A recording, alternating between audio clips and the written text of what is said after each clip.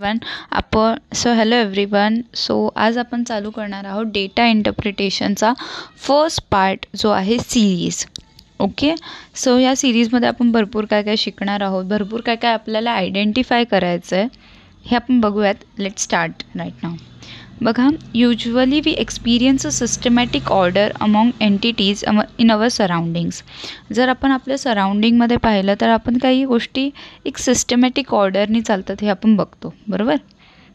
On basis of order we can precisely predict the next entity. म्हणजे एखादी order दिलेली असेल तर आपण त्या ऑर्डरनी जर बघितलं तर त्याच्यानंतर आपण डायरेक्टली नेक्स्ट एंटिटी प्रेडिक्ट करू शकतो. लाईक बघा, whenever we travel through local, बरोबर. तर एखादी लोकल जर चुकून लेट झाली तर आपण लगेच प्रेडिक्ट करतो की हां, कदाचित नेक्स्ट लोकल पण लेट असू शकते.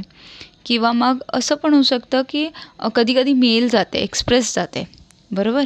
मग आपण प्रेडिक्ट करतो की हां, आता एक्सप्रेस गेली आहे म्हणजे आपली ट्रेन लेट असणार, राईट.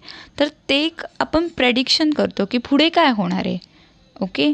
तसंच आपल्याला प्रेडिक्शन करायचं सिरीजमध्ये सुद्धा. तर in this chapter the series of letters, numbers, symbols and figures are given. These terms occur in series in a specific order. By identifying this order, one has to find out the next term in the series. Okay.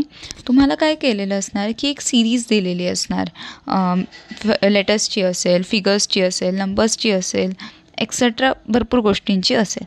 तर ही जे आपले जे series दिलेली असणार त्याचा एक specific pattern आपल्याला जाणून घ्यायचा आहे की काय आहे नक्की ह्या दोन्ही नंबर्समध्ये रिलेशन, किंवा या सिरीजमध्ये एक नंबर्स जे दिलेले आहेत त्यांच्यामधलं रिलेशन काय आहे ते रिलेशन फाइंड आउट करायचं आहे.